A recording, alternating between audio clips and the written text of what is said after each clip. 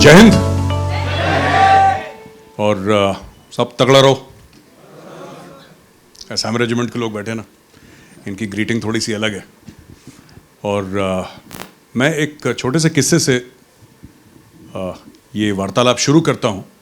मैंने पहली बार इनको टेलीविज़न पे देखा था और मुझे ये नहीं पता था कि कैप्टन विक्रम का एक भाई है और नाम भी नीचे बतरा था।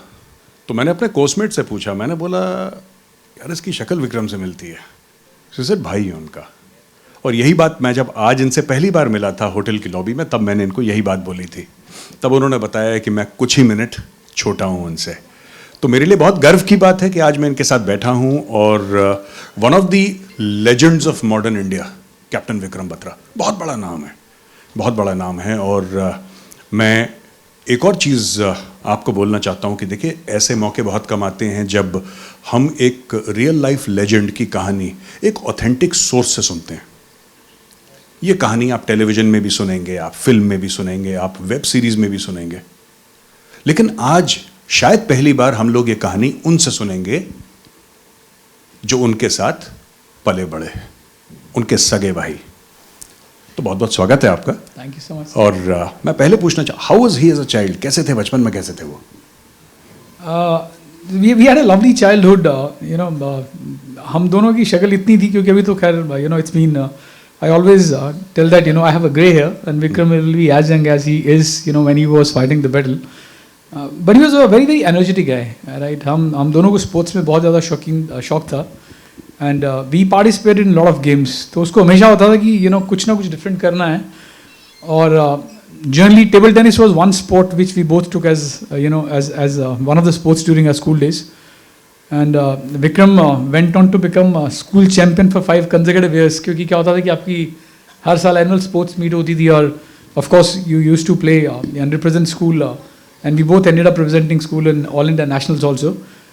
तो वहीं पे ऐसा होता था ना कि जब एनुअल आपका प्राइज डिस्ट्रीब्यूशन होता था, एनुअल स्पोर्ट्स डे होता था, तो उसको हमेशा होता था कि अगर टेबल में अगर for example if there are 100 awards to be given at the end of the day by the time you finish off the annual prize distribution, तो उसको लगता था जितने मैं इकट्ठे कर सकता हूँ कर लेना चाहिए मुझे, right? So whether it was a table tennis, whether it was running, whether it was kabaddi, whether it was badminton, whether it was roller skating, whether it was martial arts, while we always played the same games together. कभी ऐसा हुआ नहीं कि उसने कोई different game खेली है, मैंने डिफरेंट गेम खेली, क्योंकि क्या होता था कि we both had very very competitive spirit कि हमको किसी पार्टनर की जरूरत नहीं पड़ती थी कभी कि आपको एक्चुअली किसी फ्रेंड के पास जाना और खेलना है, चाहे लड़ाई करनी है, मस्ती करनी है, तो it all used to be together.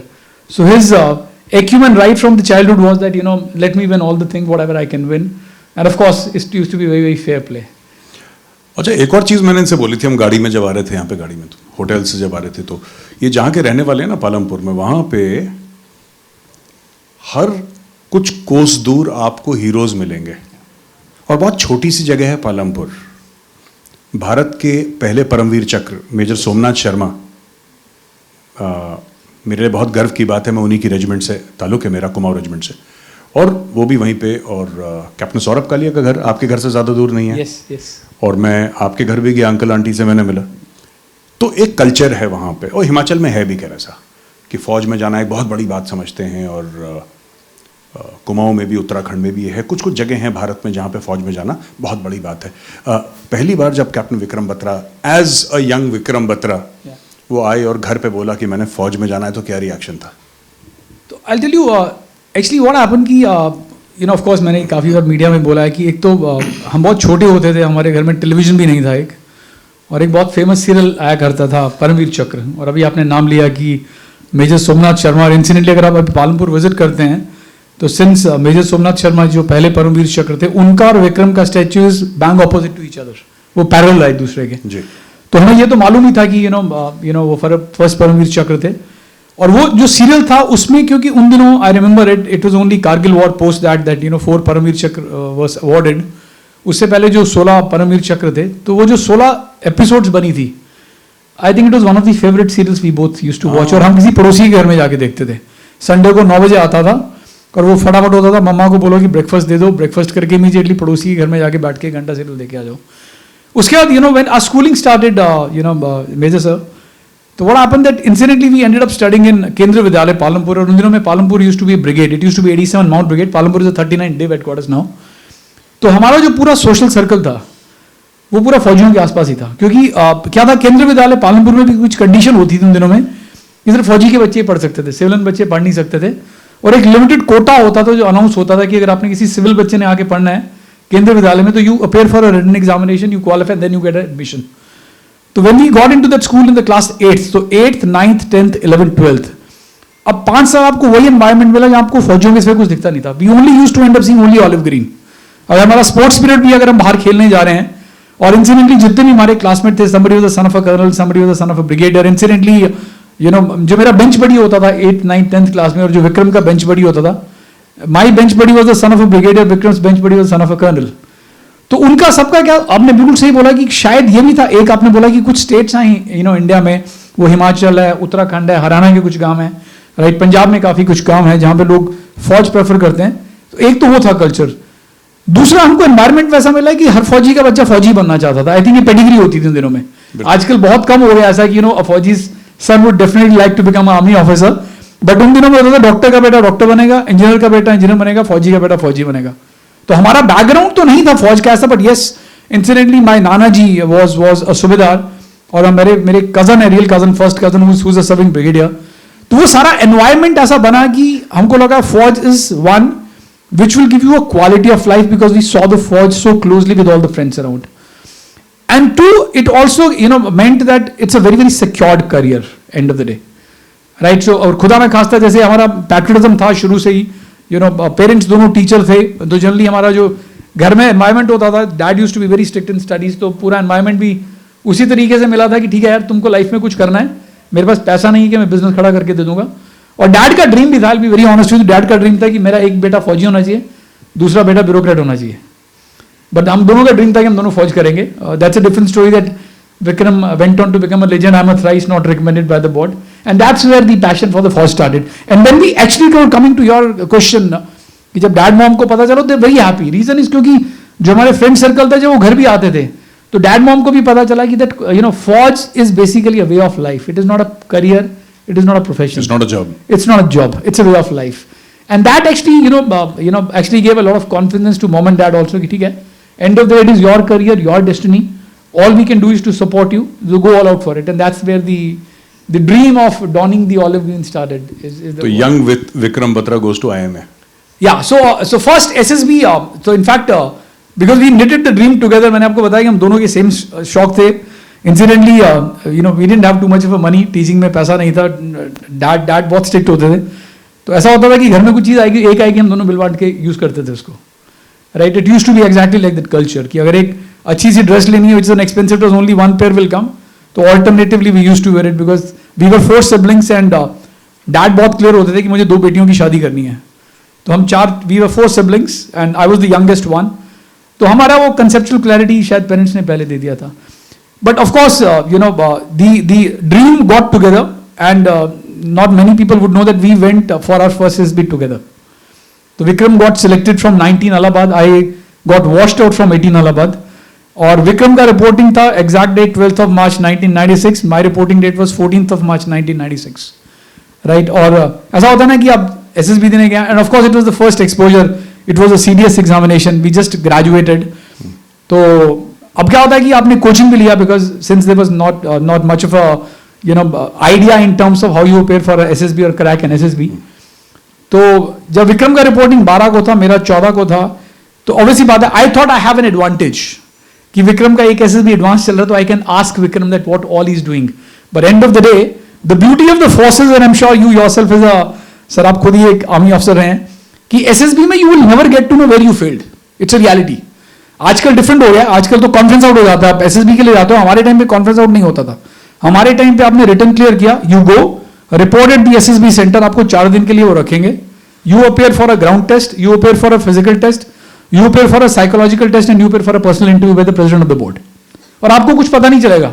Last में वो आपको पूरा एक हॉल में इकट्ठा करेंगे, और फिर आप ही से गेस्ट बुलाएंगे. अगर एक ग्रुप में 40 कैडेट्स आए हुए हैं इंटरव्यू के लिए, तो आपको पूछेंगे, tell me okay how many of you think who all would have got selected. तो वही हुआ हमारे साथ भी, कि विक्रम को लगा कि विक्रम पहले चल रहा था, तो विक्रम को मैंने पूछा वो क्या लिख रहा है स्टोरी में, and when I was sharing my stories because I reported 2 days later, तो Vikram you are writing a much better story than what I have written, but destiny had something else in store. And when Vikram's result got declared, out of his batch of 33 people, if I remember it, 4 people got selected. The batch I was running in, we were 28 people. और उन दिनों हमको कहते थे batch wash out हो गया, means not even a single guy was selected. So that's where the journey of Vikram started as a cadet. पर मैं एक बात बताऊं आपको, बड़ी इंटरेस्टिंग बात जो आप बता रहे हैं ना कि Vikram got selected and you got rejected in Allahabad. मेरे साथ भी ये स्टोरी हुई थी. इलाहाबाद बोर्ड से पहले मैं रिजेक्ट हुआ था.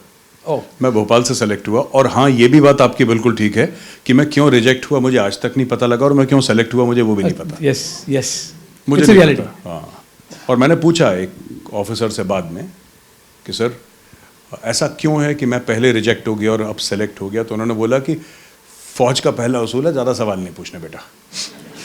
ठीक है, सब नहीं पूछेंगे. एकेडमी में चला गया और एकेडमी में मैं एकेडमी के भी सवाल पूछूंगा अभी. श्योर. मैं आपको छोटी सी चीज़ बताता हूँ तो आप रिलेट कर पाएंगे ना. तो एकेडमी में जाने से पहले बहुत लोगों के ना दिमाग थोड़े से ख़राब होते हैं. वो होता है थोड़ा सा कि कोई कॉलेज का प्रेसिडेंट होता है, किसी का बाप बहुत बड़ा आदमी होता है, तो सबके दिमाग ख़राब होते हैं. एकेडमी में जब आप पहुंचते हैं ना तो फौज ऐसी, और इन्फेंट्री वाले वहाँ पे जितने भी ड्रिल के उस्ताद हैं, आप आर्मी चीफ से पूछ लीजिएगा. मैं आपको बता रहा हूँ, कोई भी retired army chief, serving army chief, एक चीज़ पूछ लेना, आपका पीटी का उस्ताद कौन है, नहीं याद होगा.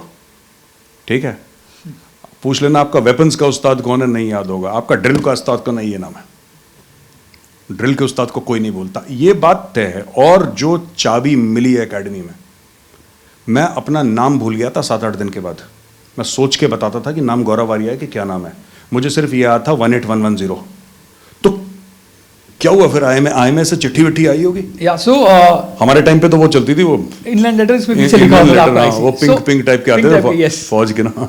तो when you know, so coming down to you know, तो मेरा जब एसएसबी इलाहाबाद में नहीं हुआ, उसके बाद मैं बैंगलोर गया, वहाँ पे भी वॉश आउट हो गया. उसके बाद मैं फाइनली मैं लास्ट अटेम्प्ट जहाँ से आपका सिलेक्शन हुआ, Sultania infantry lines, if I remember, it is Bhopal centre. That was the last SSB attempt. तब तक Vikram was already in the third term of his academy days. Third term, yes. And since we knew that, you know, army में, you know, likely if you get, you know, commissioned at an early age, better for you because you have a rank retirement, you know, at a specific age. So Vikram used to write me letters and I was doing my management in Shimla. और Vikram ने मुझे एक दिन ऐसे ही बोला, you know, I was in the 3rd semester and Vikram was in the final term.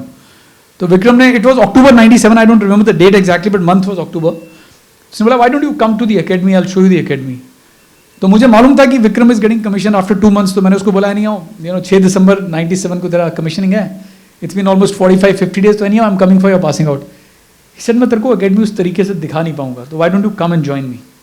So I think as the luck would have it, तो मुझे लगा चलो ठीक है मैं जाके आता हूँ. आई जस्ट टुक 4 दिन का छुट्टी. आई boarded a bus from Shimla to Chandigarh, Chandigarh to Haridwar, Haridwar to Dehradun. It was a long journey.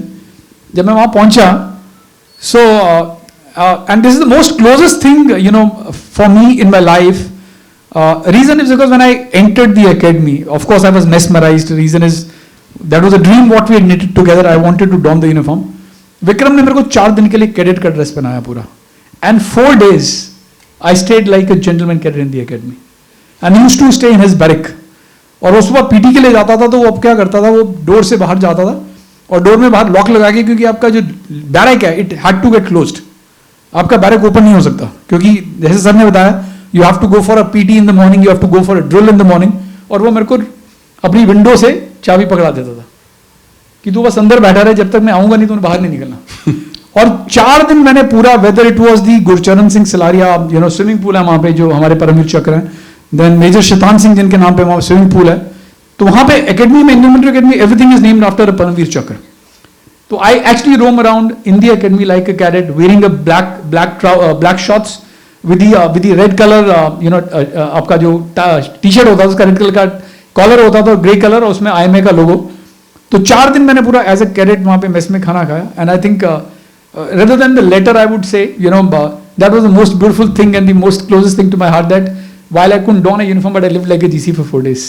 अच्छा, तो अब वो कमीशन होते हैं और उनकी सर्विस आर्मी में शुरू होती है, और आर्मी में सर्विस शुरू होते होते होते होते एक दिन ये पता लगता है कि कारगिल में इंट्रूजन हो गया. जी, ये पता लग जाता है कि कारगिल में इंट्रूजन हो गया. और कुछ बकरवाल आके बताते हैं, इंडियन आर्मी को खबर देते हैं कि साहब पाकिस्तानियों के सिगरेट के पैकेट मिले हैं वहाँ पे, मेड इन पाकिस्तान, और ये सब, और ये करेंसी के नोट्स मिले हैं, कुछ उनको मिलता है तो वो जाके आर्मी को बताते हैं, फिर इंडियन आर्मी पेट्रोल्स भेजती है और वहाँ पे पता लगता है, फिर इंडियन आर्मी का काउंटर असॉल्ट शुरू होता है। यानी कि द्रास और कारगिल में जितनी भी हाइट्स हैं वहाँ पे, तो आप लोगों ने सुना है वहाँ पे उसके ऊपर, मैं आपको बताता चलूँ क्योंकि मैं ये सवाल इनसे पूछ रहा हूँ, आपको भी पता होना चाहिए, ये हाईवे 1 अल्फा है और ये हाईवे 1 अल्फा इसका बैकग्राउंड है एक छोटा सा। तो एक तरफ सियाचिन ग्लेशियर है दोस्तों, सबने नाम सुना है सियाचिन ग्लेशियर का? सियाचिन ग्लेशियर एक तरफ है कोने में बिल्कुल जाके, देयर इज सियाचिन ग्लेशियर। अच्छा, हाईवे 1 अल्फा शुरू से ही पाकिस्तान की ये मंशा थी, और आज से नहीं बहुत पहले पाकिस्तान की ये मंशा थी कि किसी तरीके से सियाचिन ग्लेशियर को भारत से ले लें। वो नहीं ले पाया पाकिस्तान। 1984 13 अप्रैल को भारत ने सियाचिन ग्लेशियर पे तिरंगा गाड़ दिया, और सियाचिन ग्लेशियर जो कि थी हमारी जमीन, लेकिन हम लोगों ने ऑक्यूपाई नहीं कर रखी थी क्योंकि बहुत हाइट पे थी, 18,000 से लेकर 21,000 फुट, मतलब बहुत वीराना एरिया है, वहां पे कुछ उगता नहीं है, घास का तिनका नहीं मिलता, वहां पे सांस लेना मुश्किल, तो उस एरिया को भारत ने ले लिया। अच्छा, पाकिस्तान हर समय यह चाहता था कि किसी तरीके से ऐसा हो कि सियाचिन ग्लेशियर पे पाकिस्तान का कब्जा हो जाए, लेकिन कब्जा हो नहीं पाया पाकिस्तान का। तो एक ब्रिगेडियर हुआ करता था पाकिस्तानी आर्मी का, उस ब्रिगेडियर ने पूरी कोशिश करी, ईड़ी चोटी का बल लगा दिया कि मैं किसी तरीके से सियाचिन ले लूं, और उसके ट्रूप्स को, उसके जवानों को, उसके अफसरों को बहुत मार पड़ी इंडियन आर्मी से, और वो लोग नहीं कर पाए। फिर वो बना पाकिस्तानी आर्मी का DGMO, director general military operations, और उसने फिर प्लान दिया पाकिस्तान आर्मी को कि हमें सियाचिन ग्लेशियर लेना चाहिए। उसको फिर मना हो गया, लेकिन वो ब्रिगेडियर एक दिन पाकिस्तान का आर्मी चीफ बन गया, उसका नाम था जनरल परवेज मुशर्रफ, और जनरल परवेज मुशर्रफ ने कारगिल पे अटैक करवा दिया, अपने प्राइम मिनिस्टर को नहीं बताया। अटैक हो गया, वो लोग आ गए। कई लोग ये पूछते हैं कि साहब ऐसा कैसे कि इंडियन आर्मी थी वहां पे और फिर पाकिस्तानी आ गए? ऐसा नहीं था। शिमला अग्रीमेंट के तहत 19 से लेकर 21 नक्शों पे साइन हुआ था, हमारा और उनका करार था कि अक्टूबर के बाद आप भी नीचे आ जाओगे, हम भी नीचे आ जाएंगे, और फिर मार्च अप्रैल में आप भी ऊपर चढ़ जाओगे, हम भी ऊपर चढ़ जाएंगे, दोनों फोन पे बात कर लेंगे। 1999 में, 1999 में पाकिस्तान ने वो करार तोड़ दिया। आपको बैकग्राउंड समझ में आ गया कारगिल का? और अब हाईवे 1 अल्फा में ऊपर पहाड़ों पे अपनी तोपें लगाई, अपनी मोटर्स लगाई, अपनी बंदूकें लगाई, ऑटोमेटिक वेपन साइट करे, और जो भी गाड़ी जाए उस पर मारो। Lines of communication and supply Indian army के डिसरप्ट करो, सियाचिन को आइसोलेट करो। परवेज मुशर्रफ ने बोला कि भूखे मर जाएंगे सियाचिन में इंडियन आर्मी के ऑफिसर और जवान, और फिर हमें सिर्फ पैदल टहलते टहलते जाना है और सियाचिन पर कब्जा कर लेना। यह स्टोरी थी पाकिस्तानियों की। लेकिन हमारे पास कैप्टन विक्रम बत्रा जैसे भी शेर थे। और अब अगली कहानी मैं सुनने वाला हूं इनसे कारगिल की। तो क्या हुआ, चिट्ठी आई, मैं कारगिल जा रहा हूं। So actually what happened कि my last meeting with him was on 9th of March 1999. जी। तो तब तक इंट्रूजन का नहीं पता चला था अभी तक। तो विक्रम अपना कमांडो कोर्स करके वापस आ रहे थे, and I was working for Tata finance in new Delhi. और मैंने उनको 9th मार्च को रिसीव किया। That was my last physical meeting, and I requested him कि अगर वो 2 दिन और काट सकते हैं मेरे साथ, will be great to have the time together. But incidentally उनके पास छुट्टी नहीं थी, और उन दिनों वो पोस्टेड थे a place called Sopore in Baramulla, district Baramulla में एक जगह है। And Sopore used to be a hard stricken terrorism जो कहते हैं, वो उन दिनों में 98 99 में बहुत ज्यादा प्रेवलेंट था वहाँ पे, तो उन्होंने मुझे बोला कि मेरी छुट्टी कैंसिल होगी, and of course he went back home for a day, and then he reported back to the unit in Sopore. Exactly it was 2nd of May और 3rd of May when he wrote a letter to us that कि आपने news में सुन लिया होगा कि कुछ incursions हो रही हैं कश्मीर वैली में, कारगिल, द्रास और ये बटालिक सब सेक्टर में। और जो उनकी यूनिट जिनको ऑर्डर मिला था कि शाहजहांपुर जाना है, which is a small town and district in UP, तो उनका जो एडवांस पार्टी था वो ऑलरेडी मूव कर चुका था, पर उन्होंने लिखा कि since advance party had moved but we been asked to stay back. And incidentally, the JACRF got an order to move to Kargil, and JACRF, since was posted in Sopore, was replaced by Madras Regiment. So Madras ने take over किया JACRF को Sopore में, और Sopore से JACRF unit जो थी, they went down to Kargil, and that's where we got to know, through Vikram, through a letter, that he's no longer moving to Shahjahanpur, but he's moving to Kargil. Kargil जा रहे हैं। Yes. और उसके बाद क्या हुआ कि उसके बाद of course you know we started seeing in the news, क्योंकि by the time the mid May had approached, you know, and I think if I remember the date, it was 21st or 22nd of May when we got the first news of Saurabh Kalia, who was caught by the Pakistani army, Jat वाला sir, and Jat regiment, 17 Jat, right? और उनको उसके 6 troops के साथ उन्होंने capture कर लिया. और incidentally Saurabh Kalia was our junior in the school by 3 years, right? And then finally, the news of that, you know, all the 6 soldiers along with Saurabh Kalia has been mutilated by the Pakistan army. So, thoda sa, to be very honest, you know, as the human psychology is, thoda डर लगा कि, you know, I don't know how much war was already taking up a shape. और साथ में विक्रम का letter आता है मुझे, and I remember because उन्होंने मुझे 4 लेटर लिखे, और आपने सर बिल्कुल सही बोला कि वो इनलाइन लेटर होते थे, पीछे उसका डेजिग्नेशन होता था lieutenant. He never used to write the name of the location, और बस आपका एड्रेस लिखा होता था. तो फर्स्ट लेटर जो उन्होंने मुझे लिखा, that was 16th of June, that I am going for a very offensive action and our unit has been tasked to capture Tololing Peak, and you know I will I will not be able to tell you the exact details because of the security reasons. And very categorically in the first letter he had written that take care of mom and dad, life is a total risk. और उन्होंने ये पहले letter में ये line 2 बार repeat किया उन्होंने. तो हम समझ तो गए थे कि of course full fledged war चल रहा है, and of course end of the day you know all you could do was to pray for all the soldiers who were fighting the war, because end of the day for me it is not about Vikram, for me it is about all the 569 soldiers who laid down their lives in the war. And of course we were glued to the TV, you know, mom dad TV पे चिपके रहते थे, मैं daily posted था, हम हमेशा TV पे चिपके रहते थे कि कोई न्यूज़ आ रही है, बिकॉज इतनी ज़्यादा न्यूज़ आ रही थी कि कोई ना कोई कैजुअलिटी हो रही थी. We were losing you know the officers and the soldiers day in day out. और उसके बाद of course you know when he went for the first mission on the point 5140, which was one of the highest peaks in the Tololing Ridge, right? तो 20 जून को उन्होंने जब mission पूरा करना था, तो हमको तो आइडिया नहीं था ऑफ कोर्स कि वो यू नो 5140 पे जा रहे हैं. तो सेकंड लेटर जो उन्होंने मुझे लिखा, वो लेटर लिखा उन्होंने 26 of June को, which was after the capture of point 5140. And we never thought that you know he'll become an icon, क्योंकि when he went up and of course you know then of course the famous interview by journalist Barkha Dutt, you know जब उन्होंने bunker में बोला कि ये दिल मांगे मोर, कि the Pakistanis were sitting at a height, and you know one of the Pakistani soldiers challenges that don't come up or you'll have a tough time, and Vikram replied back that we will see in the next 1 hour who stays on the top. तो वो हमने interview देखा, to be very honest with you, ऐसा नहीं है कि हमें कुछ पता चल रहा था, because there was no communication, to be very honest. और जैसे वो saying है ना मेजर साहब, I also always believe that no news is the best news, कि जब तक आपको न्यूज नहीं आ रही है कि सब ठीक है तो इसका मतलब सब ठीक है.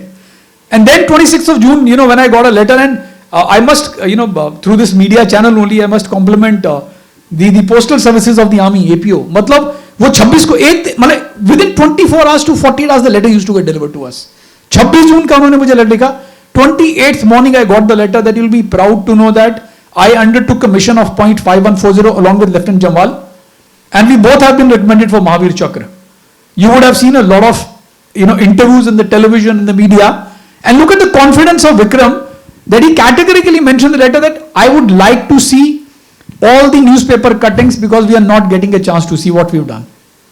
So that's where we got to know that the first mission has been done by him, and by that time 28th 29th I think those interviews of the entire, when they came to the base camp, you know, for a week for recon, तो वो जब base camp में आए तो उनके interviews हुए, तब हम सिर्फ देख देख के खुश होते थे, हम तो यही प्रे करते थे कि यार you know he should come back. So that was the first mission of the Kargil. नहीं, एब्सोल्युटली. दोस्तों एक और चीज बता दूं, 13 जैकरिफ जो कैप्टन बत्रा की पलटन थी यूनिट, 13 जैकरिफ की एक खासियत है, वो अकेली यूनिट है पूरी इंडियन आर्मी की जिसको एक यूनिट में एक ही एक्शन में 2 परमवीर चक्र मिले. Rifleman Sanjay Kumar, captain Vikram Batra. एक और यूनिट है आर्मर्ड कोर की, दैट इज 17 पूना हॉर्स, पर 17 पूना हॉर्स में लेफ्टिनेंट कर्नल तारापुर 1965 है ना, then Arun Khetarpal 71, battle of Bara पिंड.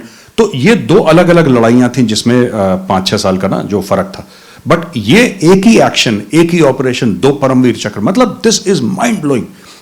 मैं कभी सोचता हूं कि वो लड़ाई कैसी हुई, हम तो सोच सकते हैं क्योंकि हमने तो देखी नहीं. मेरी पलटन थी नहीं कारगिल में, तो मुझे पता नहीं इसके बारे में.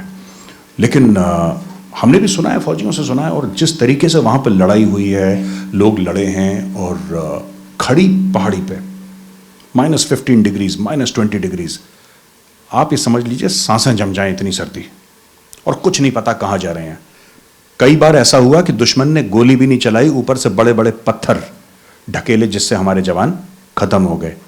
उसमें किसी को, लोग कहते हैं ना फौजी लड़ता क्यों है, उसका मोटिवेशन क्या है, फौजी लड़ता क्यों है, ये बात आज तक कोई नहीं समझ पाया क्यों लड़ता है फौजी।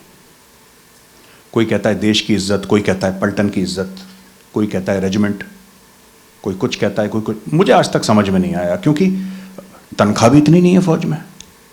आप किसी सिपाही को या किसी अफसर को ये बोलें कि अंधेरा है, ऊपर दुश्मन है, उसके पास मीडियम मशीन गन है, उसके पास ग्रेनेड है, खड़ी चढ़ाई है, अंधेरा है, वो तुम्हें देख सकता है, तुम उसे नहीं देख सकते।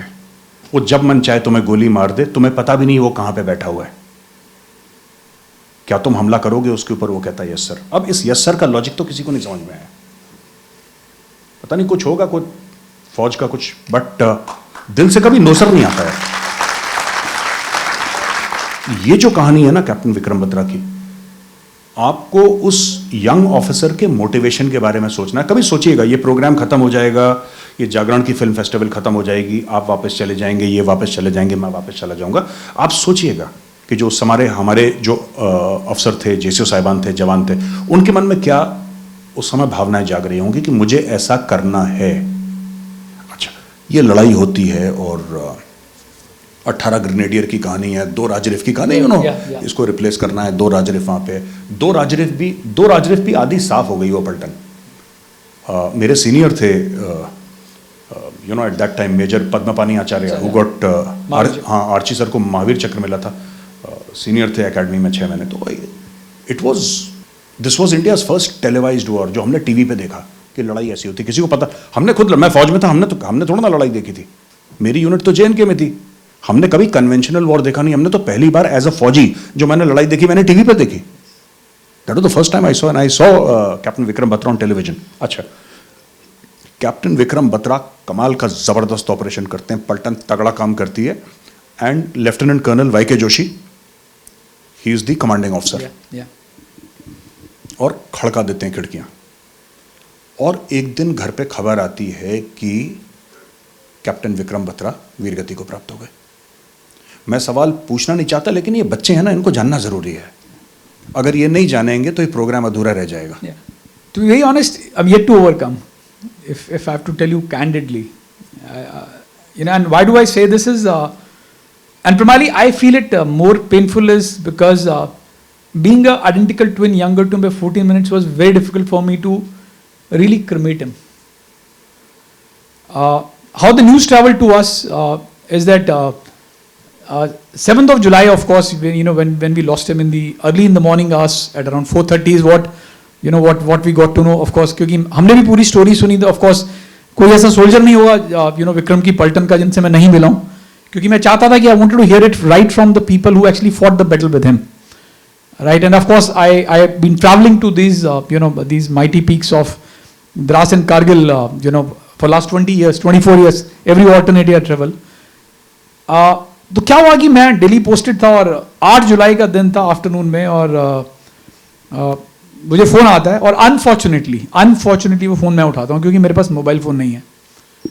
और विक्रम का लास्ट लेटर जो था, last but the third letter जो उन्होंने मुझे लिखा था just before he undertook the mission at Batra top, जब बत्रा टॉप बोलते हैं, उन दिनों में उसको .4875 बोला जाता था, कि I have been trying to reach you on your office numbers but they so busy. Of course I was working for a corporate, number नहीं लगते थे, उन दिनों में पेजर मिलता था हमें एक, तो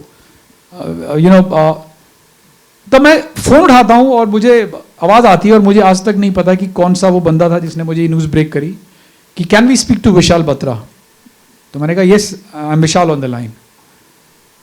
तो ही सेड मैं पालमपुर से बोल रहा हूँ। तो जैसे उन्होंने बोला पालमपुर से बोल रहा हूँ, तो I could sense that something is wrong. तो मैंने कहा जी बोलिए। तो उन्होंने बोला मुझे कि आपके भाई साहब को गोली लग गई है।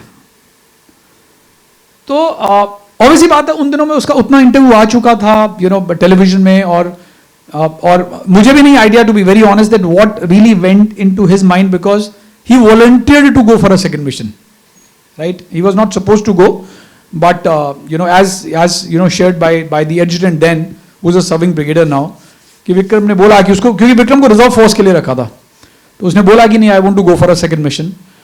और हमें भी नहीं आइडिया वो क्यों जाना चाह रहे थे, क्योंकि जैसे मेजर साहब आपने बोला कि उस वक्त उसके दिमाग में क्या चल रहा होता है, क्या खून खोल रहा होता है कि whether you want to avenge the sacrifice of your own body, whether you want to rise it to the occasion for your Paltan or for the national flag.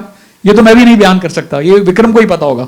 I don't think even any of his buddies or a soldier or officer can tell us that. ठीक बात. तो जब मैंने उनको पूछा तो उन्हें गोली लग गई है, तो मुझे लगा Vikram is not a guy who will go with one bullet. So मैंने कहा वो ठीक है ना वो, तो उन्होंने बोला कि नहीं भाई साहब वो नहीं रहे, और your parents are in a critical condition, you reach Palampur. Now think of an irony that my both sisters, my one sister was a 5th month pregnant, my second sister was a 8th month pregnant. The biggest challenge is how do we break the news to sisters, and both are carrying. एक दीदी मंडी में, एक दीदी दिल्ली में है, mom dad Palampur में, मैं दिल्ली में बैठा हूँ. पालमपुर में क्या होता है कि of course sure whenever such news is to be broken, it is never given on the telephone. It is always somebody from the forces who will come down and break the news in front of you. तो mom dad दोनों teacher थे. Dad अभी school से नहीं आए थे, मम्मा school से पहुंची थी. It was around same time, 2:45 बजे मेरे को फोन आया, 1:30-2 बजे के आसपास उनको जब खबर मिली 8 तारीख को, तो घर पे आके आर्मी की जिप्सी रुकती है. तो मम्मा वहां खड़े थे. मम्मा ने बोला कि इस वक्त घर के पास जिप्सी क्या कर रही है आर्मी की. तो मम्मा को भी शक हो गया कि कुछ गड़बड़ है, वॉर चल रहा है, और आउट ऑफ द ब्लू एक आर्मी की जिप्सी आके खड़ी हो गई. तो घंटी बजती है घर की, और उन्होंने पूछा कि हमको बत्रा साहब से मिलना है. तो मम्मी ने बोला बोलिए. कहते नहीं हमको उन्हीं से बात करनी है. तो मम्मा घबरा तो गई, उनको शक हो गया. कहते आप बताइए. कहते नहीं हम उन्हीं से बात करेंगे. तो मम्मा कहते वो अभी आधे घंटे में आ जाएंगे. तो कहते ठीक है हम आधे घंटे बाद आते हैं. वो they didn't even enter the home, और वो जिप्सी वहीं से वापस चलेगी. मम्मा अंदर आती हैं, वो डैड के ऑफिस में टेलीफोन करती हैं ऐसे ऐसे स्कूल में, क्योंकि डैड भी प्रिंसिपल थे स्कूल के. तो स्कूल में वहाँ पीएन उठाता है, फोन हो कहता है कि प्रिंसिपल साहब निकल चुके हैं. अब आधे घंटे बाद डैडी घर आते हैं, और डैड को जैसे मम्मा पहुंचती हैं, तो जब डैड घर पहुंचते हैं तो मम्मा बताती हैं ऐसे ऐसे एक आर्मी वाले आए थे. तो डैड ऑफ कोर्स समझ तो जाते हैं कि I think the damage has been done. तो डैड एकदम मंदिर में जाते हैं और प्रे करते हैं कि सब ठीक हो. साथ में ही 2 फौजी ऑफिसर्स जो होते हैं वो आते हैं, and then they break the news, right. And of course then my dad of course वो बेहोश हो जाते हैं. Or that was the way the news was broken. So coming to the answer, if you think that certain things don't go, certain things will go only when you fundamentally go. And मेरे लिए see I always believe that it's only I think it was something from the Almighty that I had to carry forward as a legacy. But if you look at the pain, it is very deep, and I don't think this pain will go until I go. You only have to live. You only have to live with the memories. There's always a saying. You can always console somebody with the word that time is a great healer. Yes, time is a great healer. Life moves on, right? I'm moving on in my life, but I don't think there's hardly any day which goes by without really talking about him. And primarily, then end of the day, you meet people, and of course, with all the love, what the people have showered on. Vikram became an icon. And all the Faujis. In fact, I would say, why only Vikram? It's all the Faujis. It's very, very difficult. These are the pains you can't overcome. Is my answer. And I don't think in my life, I have a beautiful, picture of Vikram, and incidentally that picture was clicked by me only when Vikram was a cadet. जो मैंने आपसे incident share किया कि मैं October 97 में उनके पास गया था. There's not even a single day when I leave my home without saluting him. Right. So the pain is very void. It's a deep void. और I think आप क्या करते हैं ना, आप and I'm not being philosophical. आप समझौता कर लेते हो जिंदगी से बस कि ठीक है ये हो गया है. और बीइंग अ ट्विन सिबलिंग मुझे ये लगता है कि ठीक है physically is not around me, but 25 साल का बॉन्ड तो था ही. 24.5 साल के थे जब वो गए थे, तो 24.5 साल का बॉन्ड है वो, ठीक है वो चल रहा है. और शायद विक्रम ही चाहता था कि उसका ये बॉन्ड मैं कंटिन्यू करूं इस तरीके से. That is the reason I am sitting here talking about him. बिल्कुल. अच्छा, मैं आपसे एक आखिरी सवाल पूछना चाहता हूँ, बड़ा interesting. Let's look toward the future. Yes.